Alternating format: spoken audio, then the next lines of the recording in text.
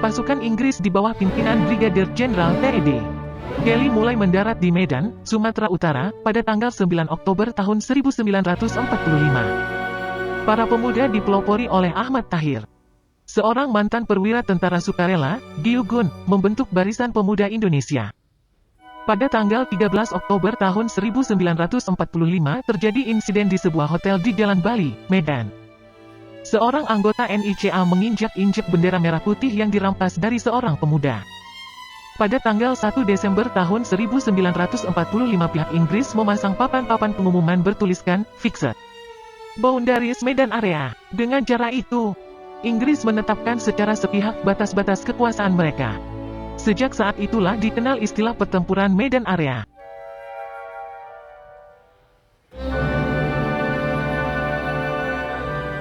Pada tanggal 15 sampai 20 Oktober tahun 1945 di Semarang terjadi pertempuran hebat antara pejuang Indonesia dengan tentara Jepang.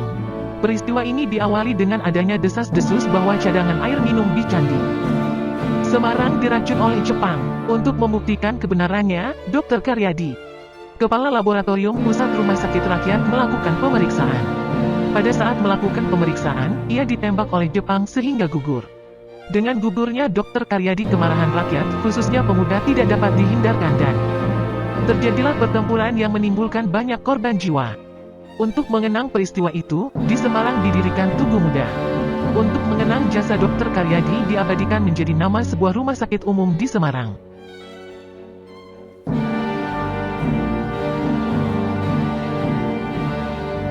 Pertempuran Ambarawa diawali oleh mendaratnya tentara sekutu di bawah pimpinan Brigadir Jenderal Battle di Semarang. Pada tanggal 21 November tahun 1945 terjadi pertempuran. Dalam pertempuran itu, Letnan Kolonel Isdiman gugur. Pimpinan pasukan kemudian dipegang oleh Kolonel Sudirman, Panglima Divisi Banyumas. Ternyata Kolonel Sudirman memiliki strategi perang yang canggih, yaitu gelar sumpit urang. Beliau memimpin pasukan dengan strategi mengepung Ambarawa dari berbagai arah. Kota Ambarawa akhirnya terkepung oleh pasukan Indonesia. Pada tanggal 12 Desember tahun 1945 pasukan TKR mengepung musuh di kota Ambarawa. Selama 4 hari sekutu ditekan di tengah kota. Pada tanggal 15 Desember tahun 1945, musuh meninggalkan kota Ambarawa menuju ke Semarang. Karena jasanya maka pada tanggal 18 Desember tahun 1945 Kolonel Sudirman diangkat menjadi Panglima Besar TKR dan berpangkat Jenderal. Selain itu peristiwa ini diabadikan oleh pemerintah dengan dibangunnya untuk mengenang peristiwa ini, dibuatlah Monumen Palagan Ambarawa. Pada tanggal 15 Desember dijadikan sebagai Hari Infanteri.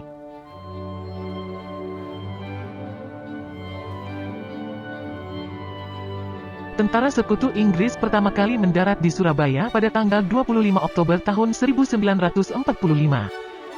Pendaratan ini dipimpin Brigadir Jenderal A.W.S. Malabi.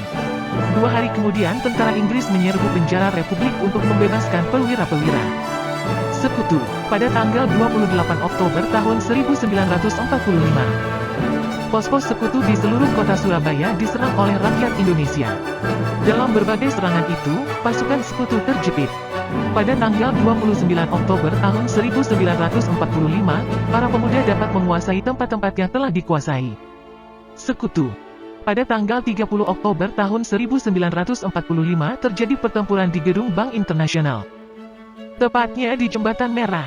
Dalam peristiwa itu, Brigjen Malabi tewas. Menanggapi peristiwa ini, pada tanggal 9 November tahun 1945, pimpinan Sekutu di Surabaya mengeluarkan ultimatum. Isi ultimatum itu adalah, semua pemimpin dan orang-orang Indonesia yang bersenjata harus melapor dan meletakkan senjatanya di tempat-tempat yang telah ditentukan. Kemudian menyerahkan diri dengan mengangkat tangan. Batas waktu ultimatum tersebut adalah pukul 6 tanggal 10 November tahun 1945. Jika sampai batas waktunya tidak menyerahkan senjata, maka Surabaya akan diserang dari darat, laut, dan udara. Batas waktu itu tidak diindahkan rakyat Surabaya.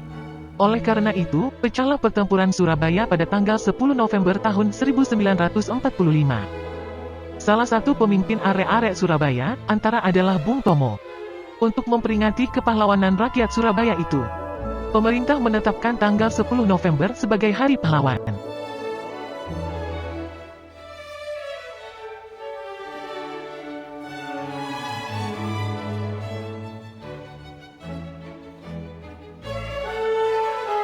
Tentara Sekutu memasuki kota Bandung pada Oktober tahun 1945. Tentara Sekutu mengeluarkan ultimatum yang isinya agar para pemuda menyerahkan senjata yang dirampas dari tangan Jepang. Ultimatum itu tidak dihiraukan oleh para pejuang sehingga sering terjadi bentrokan dengan pihak Sekutu. Kota Bandung pun kemudian dibagi dua menjadi bagian utara dan selatan yang dibatasi oleh rel kereta api. Pada tanggal 23 Maret tahun 1946, pasukan Sekutu mengeluarkan ultimatum kedua. Isinya agar kota Bandung bagian selatan segera dikosongkan. Para pejuang yang dipimpin Kolonel A.H. Nasution sepakat untuk mematuhi ultimatum demi keselamatan rakyat dan kepentingan politik pemerintah RI. Sebelum meninggalkan kota Bandung, para pejuang membumi hanguskan kota Bandung. Pada malam hari tanggal 23 Maret tahun 1946, gedung-gedung penting dibakar. Peristiwa tersebut dikenal dengan Bandung Lautan Api. Dalam peristiwa tersebut, gugur seorang pejuang, Muhammad Toha.